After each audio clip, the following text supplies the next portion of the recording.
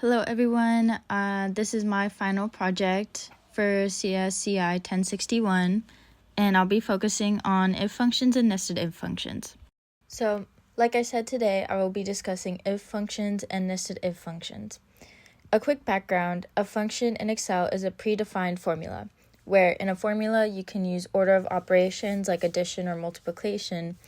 A function is where values are used in a specific order. I will go over if functions and nested if functions specifically.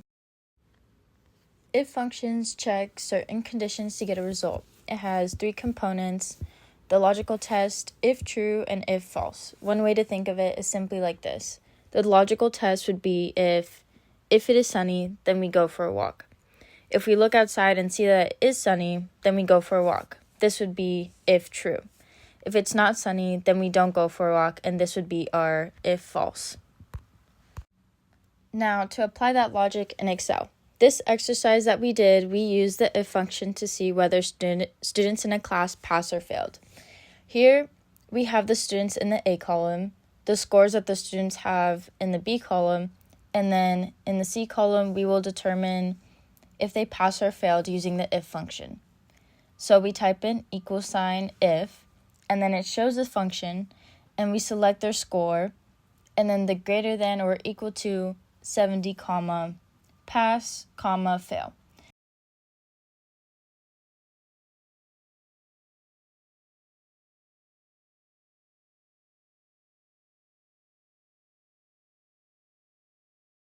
The test score greater than or equal to is the logical test.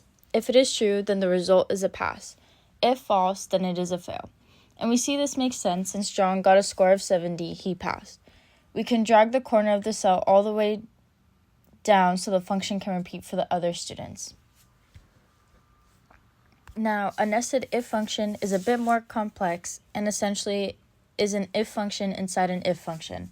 This allows for multiple outcomes since there are multiple conditions being tested.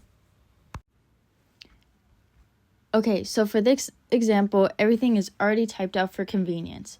We are talking about monthly sales that an employee makes, as well as their commission from the sale, but the rate of their commission depends on how much their monthly sale is. In column A, we have employee. In column B, we have monthly sale. Column C, the commission rate, and column D, we have the commission. So we can type out equals if cell B8, or their monthly sale value, is less than 1,000, then their commission rate is in cell B3. And then to add multiple conditions, we add in another if function and continue with the if statement, true, false structure. And say if the monthly value in B8 is less than 5,000, the commission rate is in cell B4.